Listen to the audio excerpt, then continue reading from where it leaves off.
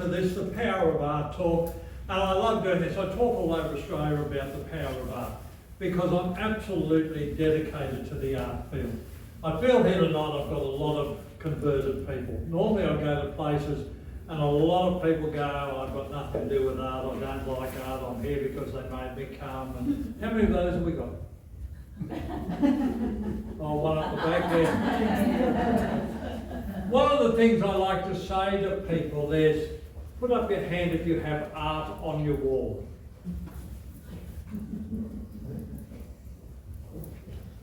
Good, good. Now, you got art on your wall? No. There's always one, isn't there? There's always one. Anyway, kids, it's amazing. That sort of lets people know, lets me know, oh, I'm going to be in for a hard journey. But no, art is such an important thing. We take it for granted. Can I tell you, I've got what's this now, 40 years full-time as a professional artist.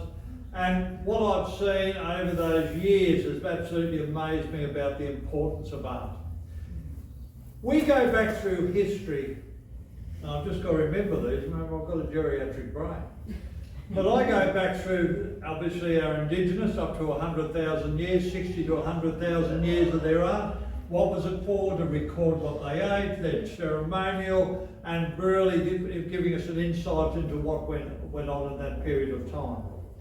We moved from there, of course, to the cave paintings in France, 45,000 years. I've just started, you got me. 45,000 years. I'm a time team fanatic and that, but 39,000 years when Europe and England became icebound and no one could live there anymore, they showed up to them with their cave paintings and everything, what was going on. 13,000 BC, they came back again and they showed us what was happening.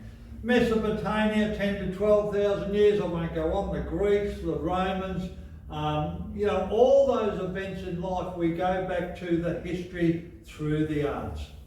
The arts are so important of recording time. And you might say, oh, we've got our cameras and we've got the technology and everything. No, art goes a bit further than that. So what happens was that when you come into Australia, and I was very fortunate enough to be administration manager of old Sydney Town, and you wouldn't remember that. And it was a recreation of Sydney, the first settlement, under the 1810, 1809, 1810 mean survey. And so what happened was we got paintings or photographs of paintings sent over to show us how the settlement started, what was there before, the people recording the life and times of the flora, the fauna, everything in the area. Okay, now for a quick question. Where do we get most of our paintings from to start our early history, to show what our first settlement was all about? Not the Indigenous settlement, but the white settlement? Britain. Britain? No. Rome. Italy. Close. Spain and Russia. The Russian sailors were very close to settlement in Australia before the British. They had a lot of ships and flotillas going around the world, so it was absolutely fascinating. So we went to all these places to find out what took place in those early days. What am I getting at? The art. You go back through the art and how it evolves and changes. We then move in through Europe and we had Surrealist, we had Dadaism, we had Impressionism and Abstract Expressionism, and so it goes on right the way through. And of course, you look back at the very early, because it was an old boys club. Did you realise that, girls? I hate to tell you this, the art world was an old boys club. And it probably was right up to 1990s, until the advent of online, the computer. And that gave the girls an equal footing. But up until then, and you go back through the history, Surrealism. And we all go, Salvador Dali, wasn't he fabulous? Well, he was the nice one. The original Surrealist came back from the early wars, Breton and all of those, and their paintings were brutal. Absolutely brutal. And it was a statement as to what had gone on. What am I heading at? I'm heading towards the fact that art is used as a statement through the centuries. We then look at our modern day art. Yeah, come on in, Kent, grab a seat. We look at our modern day art and it's evolving now as we talk. The trends now, photorealism, abstract expressionism, what else do you see? Yeah, well, but things are changing rapidly. And also the way to display them. I hate to tell you kids, but there's a lot of us houses now that lean their paintings up against the wall and don't hang them. Like that one. That's exactly right. And I've been into a few of those homes. I'm absolutely horrified to think they buy art and they lean it against the wall, so you really don't know who you're dealing with. So yeah, it's great. No, it's not. It's bloody awful. Anyway, where to look at this food? Get this food into kids. You'll grow up with girls and boys. Anyway, where did I start? Well, I started in an era where men did not become artists. Men did not become artists, they didn't become actors, they didn't become singers, they didn't do any of those wussy stuff. They went out and they became very, very upmarket solicitors, accountants, or labourer. But it was true, men didn't do it. So when I went to school, and I was a bit of a sickly kid, believe it or not, I was given 6 months to live when I was a young fella, and they told me to go out west, and we went out west, and look at me now. Yeah, okay then. Anyway, what happened was that I used to draw and draw and draw because I was a loner. I went to 16 schools before I finished school. So that means I didn't have a lot of acquaintances that I carried forward from my school days. So I became very insular in myself, but I loved it. My fantasy, and you can pick it up with my stuff here, it's all about fantasy. I live in that world. Oh, we won't go into that one. But it really is a time where I used to disappear. And that's where I'm heading towards now. My parents were horrified. My son can't become an artist, and you wouldn't believe it today. I still get parents coming up to me and saying, talk my son or daughter out of being an artist. And I go, wrong person, wrong person. But they still do it. They think I've had a hell of a time. Yeah. So anyway, where was I? I slid off the track then. Anyway, what happens is that I then went on and I determined I was going to be an artist when I left school. A wrong call. I was taken to vocational guidance. They told me I was going to be a metallurgist. I was telling the people just last night, metallurgist, lawyer, you name it, I was going to be it. And he said, oh, by the way, you could have been in the arts, but there's no future in that. And I was told that for many years. So anyway, I was told, I went out to become an accountant. That come out of my mouth. The world's worst accountant, can you believe it? Absolutely shocking. And I can always remember my first job. It was at the ANZ Bank at Newport Beach. I'll name it. And went to my first day as teller, been through the course, walked in with fire engine red pants, microlore ties with big bowls of fruit and everything on it. And I can always remember the manager, the bank manager at the end there, he just took one look at me and went. Anyway, so I went home. What else did I have? Yellow saddle stitch pants, ties with big hands on them. And I came back and just gave up in disgust. Now there's a very interesting thing about this. Those who paint here, who paints here? Yeah, great. You're always searching for your identity, are you? I hear it so many times in the I wish I could do this, and I wish I knew who I was, and I wish this had happened, and I wish. And guess what? That little lesson with those clothes was an indicator to me I loved colour. I thought it was normal. I didn't know what the bank manager's problem was in life. But the reality is, when I look back now, I love colour. And I say to people, stop wishing to be someone else, because that's already taken. You've got to be yourself. And so what happens is appreciate who you are on your journey. It's so, so important. So from there I became an artist, a full-time artist some 40 years ago. I was a graphic artist in the newspapers. That was a hoot. You're probably not old enough to tell you all those stories. But it was absolutely an insight into where I wanted to travel. And so I always remember, where did I start on the art and therapy and the well-being of art? And I was asked to be an artist in residence at a school, a little country school. And I went there half a day a week to teach the kids how to paint. And this is back in the days when they used to give them a cane and everything. They were good days, kids. You missed out on those. They were great days. Anyway, teacher would bring them in, sit down. And being a loner, and I'm going around in circles a bit, but being a loner, I've always been in agreement with people developing who they are. And I used to say to these kids, who likes blue? Who likes red?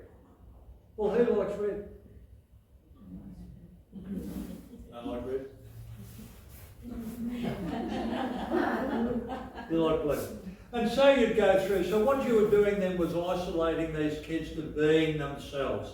Not saying, oh, Johnny next door, he likes red, so I must like red. We don't do that. So that's how I built it up over the 6 months. And I can always remember at the end of that time, I came to say to them, right, last day here, I want you to paint your family or your life as you see it. Remember, these kids are from grade 1, 2, 3 to 6. And away they went. And can I tell you, it was the greatest shock of my life. We had death, we had rape, we had incest, we had all these things. The teachers, I'm watching the teachers thinking, get me out of here, beam me up. The teachers were in absolute shock. I didn't know what to do. I had obviously given them the confidence to express themselves. Out it came. The police told me later that school was where they used to hide everyone, all the families from domestic violence and everything. They put them into the areas. And I was absolutely shocked. 2 weeks later, I took professional artists up to the Bunya Mountains. And I thought the power of art for those kids was unbelievable. I'd try it on adults. Bad call. Took me half a day to get them all back into the room because it just opened up Pandora's box. People felt free to express themselves. I can always remember a Japanese lady, and God love her, she was beautiful. She worked with aged care and that, and she painted 8 silhouettes on a paper. And Sashi was the name. I said, Sashi, stand up and tell us all about that. That's very interesting. She said, that's my family. I was in Hiroshima. She said, that's what I came back to. 8 silhouettes on the ground. And I went, oh, here's another one of those moments. You go, suck it in, suck it in. Yeah. I said, well, you're married to an ex-serviceman. You've got a family. What do they say? She said, I've never told anyone in my life. So all those years she'd sat on that, and with the art and the way we taught them to just express themselves, believe in themselves, it all came out. Now that was very good. That was very good. I got it out, but now what do you do with it? Yeah. So from there on, we then turned the expression into the positive. You've got it out, now let's move on. How can we express ourselves? How can we write? How can we get rid of that moment? And so I worked on that over the next few years. By the way, who keeps a diary here? Little one. Oh, I'm not worried about how big it is. My diaries are very big. So what have we got? 1, 2, 3. 3 there. Isn't that sad? I'll tell you why, because the diaries were that moment where you can write in it, you can express your thoughts, and you don't have to show it to anyone. It's none of their business. And that's where you clear your head and your mind. Behind a lot of these paintings are my writings, my diary. I walk out to the studio and I write under there how I feel. You know, the dog bit me, the cat scratched me, Never cranky women. Never cranky women. But I do that and I write it where I want to go. And I'll show you my diary in a little while.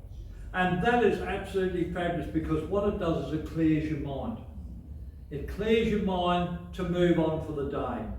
Because a mind's like a washing machine or a drying machine. You put half a dozen clothes in there, they get all tangled up, and you think you've got about 60 garments, but you haven't. When you write it down, it simplifies all that thought that's going through your head. I need to do that this afternoon. I'll bucket up some friends. So what I'm saying is that by writing, by scribbling, by noting things down, it clears your head. Now I do a lot with street people. I do a lot with serial offenders. I do a lot with returned vets. I do it with bravery recipient kids. Oh God, you name it. And definitely high school and primary school kids. I was very fortunate to be patron of the mental health in southeast Queensland for a number of years. When I went into that role, it was 1 in 6 people suffered from anxiety. And I thought that was high. When I left, it was 1 in 4. A few years later, it was 1 in 3. And it's probably 1 in 2 now. So half of this room is probably mentally stressed. If you're not, you will be after you've been through that. But it's true. The mental anxiety, especially in the schools, high school kids, 50% at that stage, it's well over 50 now, and 40% plus for primary school kids. And they're the ones that worry me. We do two-day camps with the primary school kids, treating the art, all the trouble kids from the school, having troubles fitting into the box, ticky-tacky. And so they come along to these camps, and it's absolutely fabulous. Because what I do, I come in there like the knight in the shining armour. We don't have a curriculum, we don't have exams, we don't have this, you can do that, we can throw it around, I'll give you the tools, and away they go. And it's amazing once kids and adults feel that they can express themselves openly, and that's when you really see the creativity come out. Once you give them that open slather, then they can just pause out of them. It's fabulous. Then you get them to write positively about what they've done. What's the hope? Especially the Harden Street, the Harden final school, high school kids. They'll say, I'll treat you, and they do black, all black. And I'll see a little bit of imperfection. I'll go, oh, look at that, what's that? That's the light shining through. And away they go. And then I say to them, how do you feel today? That's the way we start up to break it. And I say to them, how do you feel today? And they're close shot. Yeah, all right. And I go, right, well, I'll start off. I feel like shit today. The teachers go, you can't say that. That's what I just did. So away we go. So what it is expressing how you feel. Why pretend to be something else? Everyone thinks we've got to get up every day and be happy and everything's great and everyone loves me and the world's smiling and everyone's shining. We have our ups and we have our downs. And we come to learn to live with those and have the grips with those. And of course, a visual diary. Now this is where it all hangs out. Have you got a visual diary, young lady? You haven't? Oh, who's got a visual diary here? Yeah, only a few. I take this around me. I've got a few visual diaries. I've got quite a few. Have a look at this. Is that the worst for wear or what? But I love it. When I sit down and I've got a quiet moment when my brother stops me working all the time, he gets me out on the farm and he works me, and working smiling up the back there. It's just lovely to sit down and doodle and not care what you do. Not care what you write, not care what you do. And for the people, when I deal with kids or street people, when I deal with street people and that, they don't want to be artists. They've got no intention of being artists. They don't want a visual diary neither. But I'll give them an envelope, an old envelope or a piece of paper and a pen. Away you go, write it, doodle it, sit there, have a drink, have a coffee, doodle. Now throw it in the bin. It's gone. And it's beautiful. It just releases them. It releases that mind. Do you think I saw them all? This has been around for centuries, I hate to tell you kids, for centuries. Return war vets, the Boer War, before that the Crimean War, before that, they used to bring them back and get them to paint and throw colour and paint around, and it was just getting your mind off it. So this is my visual diary. Now early days, look at this, isn't this sad? Early days I used to sit, that's about 25 minutes, 25 minutes, because I was in advertising and did cartoons and that, God help me. Got run out of a few towns with that lot.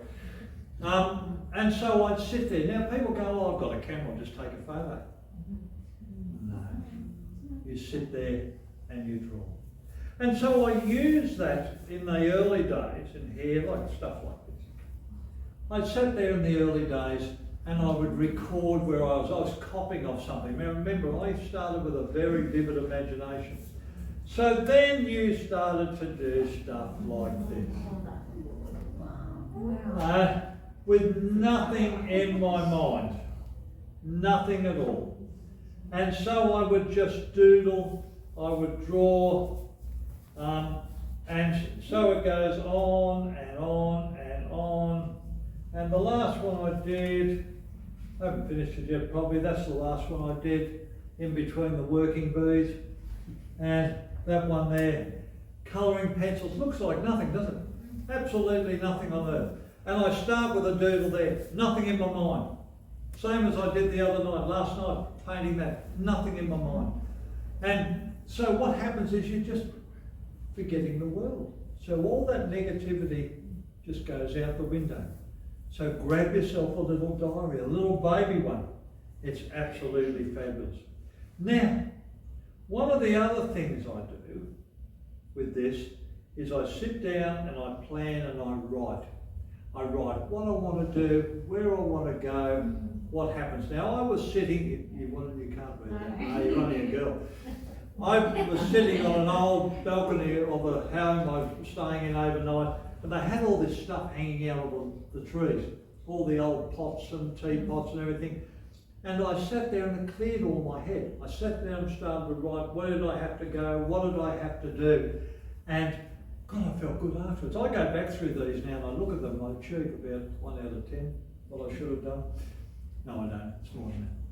So writing on a diary like that is absolutely fabulous. The little ones this big, get in there and write in them, doodle. Do you remember when the telephones were attached to the wall? Yeah. Come on, you do remember.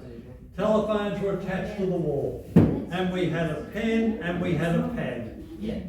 Was that the time of creativity where you didn't care? Some of the greatest art pieces have occurred in those times. Because it just escapes. When I go out and I go to dinner and they've got a tablecloth on the restaurant, not a good move. I've been asked for compensation on a couple of restaurants, but I will sit there and doodle. We've got friends, we've got good meals, we've got food. What else do you want? And when I get really wound up, I go right round the table so everyone does this magical moving of seats until I've covered the tablecloth. And I love that. In fact, I'm going to produce those and get them printed so people can sit at Christmas time and colour it in, so we give everyone a set of colours and they colour it in. What do you reckon? Cool. Does that sound like fun? Now this is what art's about, it's fun. It's going in there and understanding who you are and not being ashamed of it. And I told the story yesterday. I remember I was travelling on the Voyager of the Sea. I was promoting Australian art for about 18 months to 2 years. It was a tough gig for my liver. And anyway, I was in the walkway through the centre of the ship one night and I'm doing a demonstration. It was very quiet. Everyone had gone off to their shows and everything. And I remember this lady came down with a walking stick. I could hear her now, clang, clang, clang down there. And I'm drawing her. And she said, what do you like about that? And I said, oh, I love this bit I'm doing here, it's blending in. I said, what part do you like? She said, the charcoal on the ground. I said, why is that? She said, because the rest of it's shit. And off she went. And I watched her walking away and I started to laugh. I couldn't stop laughing. I was telling this last night. I couldn't stop laughing. I had tears rolling down my face. And I said, welcome to reality, Dom. If everyone liked it, what a boring world it would be in. So you've got to be tough. So for all those artists coming up, be tough. Don't do it for anyone else, do it for you. The great artists have always stood like that. Whiteley, a few drugs, yeah, oh no, don't do that. But the great artists, they've been fantastic because they've done what they wanted to do, they've expressed who they are. You've got one journey, kids. I know you might prove me wrong, but I believe you've got one journey, so make the best of it. Enjoy it. The same as that big beast there, that one there. That was my journey of self-discovery. I had nothing in my mind. I didn't want to prove anything to anyone, including me. I had nothing planned, and I started with a size this big right in the middle of it, which is naughty anyway. And I started to draw, and I didn't know what the story was going to be, and it grew and it grew. Can I tell you, I was a little bit pensive about it. This is me. I'll move off this spot. I didn't know what was going to come out because I didn't care who criticised it, who saw it. If they didn't see it, I'd probably paint over it or burn it or whatever I wanted to do. But that to me was me expressing me. And I thought it might have been dark, might have been angry. And I kept telling my family what a beautiful, loving guy I am. Not a good call. They just don't believe it still. Not even the dog believes it. But that is what these diaries are about. Don't care for what you show people. Don't care what you do. Just let them and let yourself be yourself. Because that's so important in the art. You will find things will come out. If you write, you're getting rid of it. You get in the habit, it just flows out of you. I love it when I walk over there, it breaks that white canvas up. Who's confronted with a white canvas when they kick off? Yeah, it's confronting, isn't it? So get your charcoal out and get into it. You know, what a great person I am. This is going to be a beaut day. I love the world. No, I don't. I hate the world. Whatever. You just let it rip and you let it flow. And that's where the excitement comes. Now look, I'm an old fella. But the reality is I feel younger in my head with my art than I've ever felt before. I really do. And people say, what's your best painting? And I'll go, the next one I've got on the easel. Because I don't compare it. I don't do it over and over and over again to appease people. This exhibition out here with WA, it is my second home. I love it. But it's all fresh. It's fresh stuff. I'm not regurgitating for a market. I'm not just going over it that I know will sell. What I'm doing now is moving on. So when you see different stuff out there, you'll know I've moved on. And I'll move on again, and I'll move on again. When you see the great artists like Lloyd Rees and that, Lloyd Rees was very delicate with his drawings and very delicate with his paintings. As he got older, he lost his eyesight, as such. And in the end, he had the big, broad colours, no detail, and they were fantastic. They were fantastic. You stood in front of them and you felt the emotion of all those years, that coming down to the simplistic statement. You see people paint abstract expressionism where they express colour. Colour is so important. Look what we've got here tonight. Beautiful. Look, all these three fellas here, another fourth up there, all from Melbourne. Melbourne's traditional colours, black. But it's true, the colour indicates who we are. Who's ever acted on stage? Who's ever been on stage? Yeah, 1, 2, 3, 4, 5. Isn't that fantastic? As soon as you put that uniform on, as soon as you put that costume on, you grow a dimension, don't you? It's the same with colour. If you know what colour rocks your boat, then use it when you go out. It makes you feel good. My father used to wear fawn. Safari suits, fawn slacks, fawn shoes, and And every time I put fawn on, it used to suck my soul right out. And I remember one day I went out, I went into my wardrobe and my wife hadn't been diligent and put all new stuff in there, so and I put the fawn on, it's all I had, these fawn, and I walked out, you know, I was so flat, and I said, go back in there and change, I'm not going out with you, you're boring. See the way she talks to me? Cruel, but it was true. So certain colours, you know, some people wear yellow, some people can't wear yellow, some people wear red. What's your favourite colour, Steve? Red. There you go. You know, that's love, anger. What else could red be? Passion. Who? Passion. Passion. No, you've got it all. It's all written. You're an animal. But it's true. The colour really is so important. You see entrances, you see hallways, you see shop fronts, you see hospitals, you see reception rooms. They go in and they paint them a certain colour. Makes you feel good, quietens you down. And that's absolutely fabulous. Okay, kids, do you want to go and we have a break and have a bite to eat and a drink? Would that be good? Is there any questions before we go so far?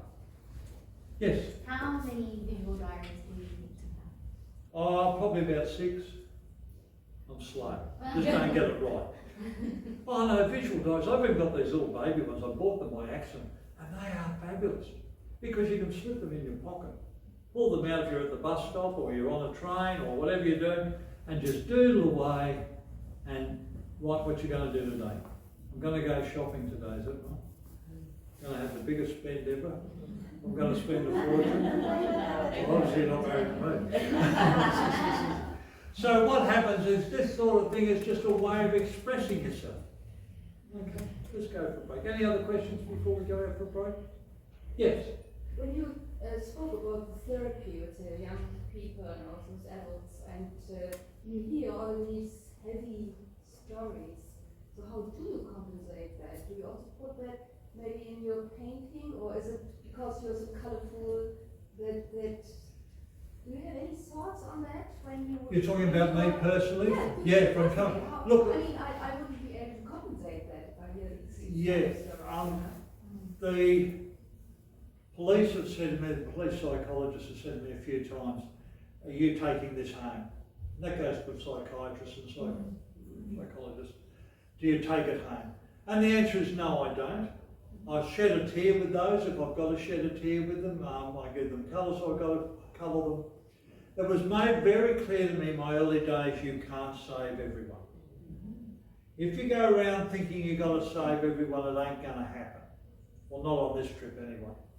So what you've got to do is do your best to save those that want to be saved under that therapy or those that want to take it aboard. It's very hard. Some of the kids that are wild on the streets, gee, I don't know how you're going to train them. Yeah, mum and dad might be in jail, or, you know, it goes on and on and on. I did a 10-week course with kids that have been thrown out of every school in southeast Queensland. And we had one teacher per 6 students and one teacher per 3 students and 1 policeman per 6. So that was the ratio. It shows you the kids. And they're the most beautiful kids. Now, don't get me wrong, they were beautiful. I looked at them, it'd be like walking into any school. But unfortunately, something activated with them, something triggered them, whether it be up all night, whether it be selling drugs or whatever. They used to speak openly to me about it. So there's a lot of things that trigger kids these days. What you can do is try to give them that self-confidence, and that's the thing we really need to build in ourselves. Don't apologise for who you are. None of you. Don't apologise. This is your journey. And you don't compare yourself to anyone else. I have this all the time with artists. She's a better artist than me. I go, no, she's not. She's on her journey and you're on your journey. That's life. That's what it's about. And you be proud. And the first thing I say to people straight away is never look down on anyone unless you're helping them up. Never look down on anyone. And life has shown me that all the way. People are on their own journey. And if you can help them, if you can give them something to relieve themselves or strength or whatever, it's just that belief. It's just to say, I believe in you. I love where you're going. Okay, you're going to be like my father said to me, son, if you want to dig holes, make sure the best holes you can dig. That's what he told me. And the reality, that's true. Whatever you want to do, be it. And believe in yourself. And don't let people put you down. Because when you're in the arts, singing, acting, writing, artists, people love to have a swing. Especially the bank manager. He's got no sense of humour at all. But the reality is, it's your journey. It's your journey. And you know, one of the things I walk around with these talks, I see a lot of people that have retired from big business and they're lost. They join clubs, they join Zonta, or they join Provis, or they join whoever, Rotary, all those clubs, to give them an involvement, to give them a being of sense of self-being. And that's so important. And the other thing I say to people when they retire, and then go, even before they retire, go to the theatre. Who loves to go to the theatre? Yeah. Who loves ballet? Yeah, aren't they unreal? You go on and on. Take yourself out. Walk through an art gallery. Who goes through art galleries here? Yep. Beautiful. Your mind goes, doesn't it? It just goes. We saw the Year 12 stuff at that gallery lately, didn't you think? Yeah. And I was so impressed with what their ideas in their heads, because they were doing what they felt as well. Yeah, yeah, and that's so important. It's so important. Look, I never teach people to paint like me. Never. I do a lot of teaching. None to paint like me. I give them the armaments and I give them the tools to go out and experiment. And it's very important to do that. I'm going to judge a big art show when I leave here. I'm going back and then up north. But people go, oh, I painted like you, so you'll get a first prize. No, you won't. No, you won't, because my mind is open to every style, every medium, and you've got to have that open acceptance. People say, who have you modelled yourself on over the years? No one. Well, I love all of them. I accept all of them. These young kids, I'll never forget, there was a great artist friend of mine, he's a wild boy, and he ended up going back and modelling himself off his 6-year-old son.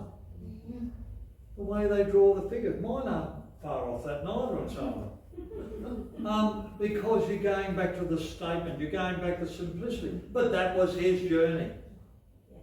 Wasn't your journey. Wasn't your journey. That was his journey.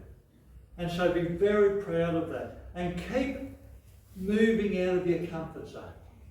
You know, the old story, oh, I know someone will love it, and I know those people love it, and I know the galleries will love it, and I know my family will love it, and I know my husband or my wife will love it. You forget that. You paint for you. You create for you. And when you do that, you issue or you send out that positive air of being. Not big-headed, not saying, look at me. You're saying, that's who I am and I'm proud of it. And I tell you what, kids, when you're proud about yourself, everyone around you feeds off that positivity. And that's where I failed in those early days. Where do I take the kids? Where do I take the adults that have opened up? How do I move on? And now we move them on with direction, positive direction. Use that to your advantage. Use all that negativity to your advantage. Get it out of your system and move on. Because that's what happened. I hope to be painting better and better with time as time goes on. And my brother hopes I come over here on a regular basis too. He's got a work list you wouldn't see, mate. Honestly,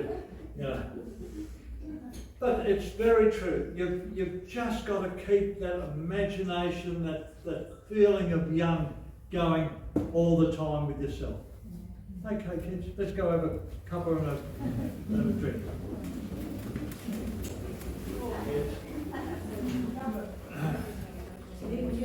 Right, well look, I'm not going to keep you a great deal longer, but I did have a couple of beautiful questions fired at me when we were talking outside there. And I'd like to talk about those because it does cover a lot of the problems we have today. And let's be quite honest, we've moved past the past, we're into the now and the future. And the first one was our children and the pressures they're under. Why are the percentages moving up higher and higher with anxiety? Why are we having a lot of suicides? You know, last time I was here, I was at Bunbury, I did a class of 16, 2 classes of 16 artists, full-time artists. Was anyone there at those? No? Anyway, the first day I went in there and a lady comes, she said, I'm a bit off colour, just bear with me, my husband just committed suicide. I thought, oh, that's going to be great, it's going to be a good trip. And next day, a woman came up and she said, my husband committed suicide 3 months ago. And I thought, 2 out of 16, my God, that's, yeah. Then another lady came up and said, I've just had a nervous breakdown, I'm here now. And when you believe it, the next 16 had 2 more suicides. Now that's every day. So why is it happening? How can we get around it? We see it everywhere. And believe it or not, it's the pressure on our kids. You go through all the different reasons why. You've got the curriculum in schools, you've got the expectations of people, of the internet. What are some of the other things? Bullying. Television. Bullying. Social media. TV. Yeah. Television. We're all expected to create this level of who we are and how we should perform. Yes? I think that the society makes them feel like they have to be perfect. Like you were saying before, everyone just thinks you have to be happy all the time and Yep. worry what other people think all the time. Yep. And that's what's happening in the world. It is. We're expected to be on this level playing field, but that's what I said right in the very beginning, didn't I? It isn't a level playing field. It is not. And the reality is, if you can cope with the ups and downs, if you have that way to release the pressure, that way to escape, get out there and jump on an island. Someone said they don't like drawing, but they love colour. Hang on. I should have brought the box I've got of all the seasons and all the emotions. I love that. Yeah, why didn't And what I did is I had an old handkerchief box, a tin box, and I wrote on it's all about me. And I folded this paper into this box. And so when you pulled it out, the concertina it out along the sideboard. And it had all the different emotions. And it's fascinating. And it's fascinating when you deal with colour, how everyone perceives colour differently. I read these books and they go, oh, this means that, and that means that, and that's garbage. Everyone perceives colour differently. And I've been going through lately religion and colour. Did you know up until about the 4th or 5th century, the Christian religion would not accept green because it represented paganism. Now we go. And so it goes on today. There are still colours that people perceive in a different way. But when you do that, if you just love colour, oh, fantastic. Who told me that they just love colour? You did. Absolutely beautiful. But try that. Get a piece of paper and concertina it up and put all your different colours, and amazing what you come out with. I do it in class, I do it in class as a thing with adults. And they're dirty little buggers, those adults. They come up with some dreadful stuff. Passion, feisty. You know, I said, what do we do for feisty? What colour do you do for feisty? Come on, Steve, you're right into this. Got to think about that. He's a slow burner. But all those things, and it's absolutely fascinating. And when you stretch it out across the sideboard, you're bringing the art off the wall and into your room. Absolutely love it. In our place, oh, you got no ideas what my place is like. This is clean. We've got stuff everywhere, from sculptures to mufflers, 67 Valiant mufflers painted hanging off the trees. And cool. I knew you'd be excited. People walk into my place, they walk by and they go, "Was that a bloody muffler?" I go, "Yeah." Skylights painted, everything. It just makes you feel good. The colour, the movement, the energy. Do you know what? I did I did a day's workshop with really troubled kids in a low socio-economic school. And we were having lunch and all the kids came in with the V drinks and God knows what else, and the teachers went, you're in for a big afternoon. Anyway, I got there and they're all starting to bounce off the walls a bit, and I said, righto, see your drinks, let's paint them. Let's do a painting around the drinks. They were the best bloody afternoon I've ever had. I would have taken any of those cans home and put them on my bar. They were fantastic. Did you take any photos? No, I didn't. No. Oh. I know. Anyway, the headmaster came down. This was funny because the headmaster's a real old knock-around guy. He came down and he's looking at this, and these kids are absolutely, they're into it. He said, see that little bastard? I was going to kill him. So, you know, it's about having fun. It's about creating stuff. When you're working with your hands, when you go to a show, when you walk into an art gallery, you don't go, oh, you look at the paintings and you either admire them or you go, oh, no, that's not me, but I appreciate what they've done. Have that open mind, and it's exciting. When I go to judge now, as I said, I'm going to be confronted with everything you can throw at me. And you've just got to really appreciate who's trying to achieve what. And because truly, I would never want to give people prizes, but I have to, because I think everyone deserves a prize. I remember years and years ago, I was right up in western Queensland, and I had this group, and they were the head of the group was a very domineering lady, and she was a lovely lady, but very domineering. I don't know many ladies like that. Anyway, she was introducing the class to me as they came in, and she said, oh, this is Joan, she's my second best artist, and this is what's her name, she's a great artist. And then this poor lady that came in, Mary, I think her name.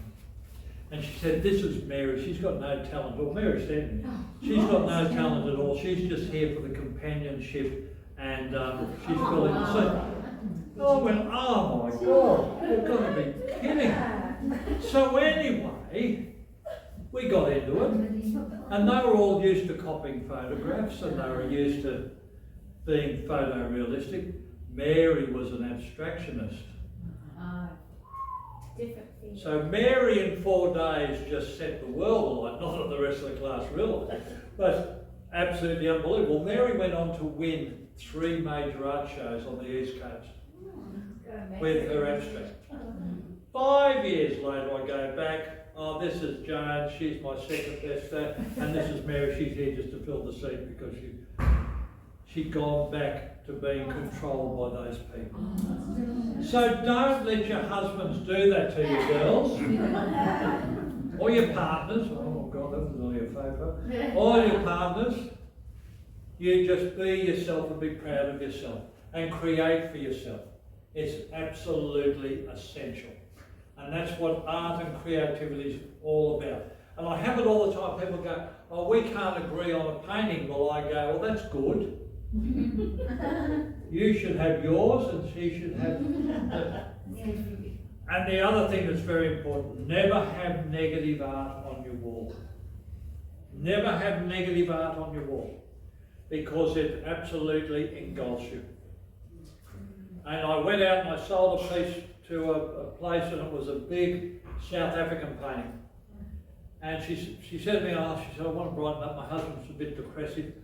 And I looked at this painting and I went, oh my God. It was the most horrendous thing I've ever seen in my life. It was big, it was about that size, blacks, browns, red, apartheid, figures lying in the street. Blood. I'm serious, blood. And right in the front of it was this guy with the tribal scars, and he was cross-eyed. And I looked at this place, I nearly went to go for the tranquilizer. She said, do you want it to paint over? I said, oh no, I couldn't do anything with it. We pulled it down and we walked it to the garage, we put one of these bright pieces in its place, and the whole home just went up a notch. If you've got a painting that you've acquired in a mean time or a hard time or a horrible time, and it doesn't, you do it because it's valuable but you don't love it, get rid of it. Put it in somewhere else where you don't have to look at it, because you live with that. And unfortunately I had my sister, who is in a nursing home, and she wanders, And she rang me up, she said, they've moved me, they've taken me away, I don't know where I am. I said, look on the wall, your art on the wall. Oh, I'm home. Yeah. So the art is so important. Yeah. And you know when you pull paintings off the wall, when you move, it's horrible, isn't it? You've been violated. It just sucks the soul right out of your place. Paintings are so important. They make you feel good. They give you energy. You don't have to stand there and look at them all the time because you pay good money for them, that helps. But what you've got to do is just appreciate that colour. Look at the colour in this room. Isn't it beautiful? It energises you, doesn't it? Well, your home should be like that. If you want to be in a mood, a soft mood, a sombre mood, or a quiet mood, go to another house. No, put your paintings in that room. It's so important. It's so important. And how important is art or the arts? You go to see the theatre, you go to see the Russian ballet or something, you come out of there, I pirouette down the main streets and, no I don't. But I feel like it gives me In your energy. mind you think you can do that, I can do that. No, I can't. But you can't. No, I can't. I won't kid myself that I ever could. But it's beautiful. You just feel good. You get dressed up. You go out. You make the effort. Same with the painting. Go out there, draw, write. For those that don't paint or they don't want to paint, go to the galleries, go to the shows, make an interest. Get involved. Get involved in that positive thing that takes you away from that everyday life. So it's yeah. Well, kids, I want to thank you so much for coming tonight. It's been my pleasure. I love and I'm passionate about the art. I always have been, I always will be to the day I fall off the perch. And I'm always reinventing myself. That's the word I use. I'm reinventing myself. And it's absolutely wonderful to think that art can be recognised, should be recognised and appreciated. So spread the good word. You know, over the years, I look at these two badges and the awards I've received. Now, I don't do it, I don't show this off all that ready to people, but I hate people talking me down. And I go to functions, they go, oh, you're an artist. Yeah. I remember I went to an old boys reunion, that was a hoot. Handing the microphone round, I'm a doctor, I'm a solicitor, oh, that's great, tell us all about it. And they came to me and I said, I'm an artist. I went, thank you. And I thought, you rotten little buggers. So never ever put yourself down. Never be ashamed of who you are or what you are, because it's your journey. And do not compare yourself to someone else. I don't compare myself. If I fall off the perch and I've still followed the line, then I've had a good life. Okay? So all be positive, love life, go to the arts, enjoy the arts, involve in the arts, because boy, it's been around for centuries. Kids, thank you so much for coming.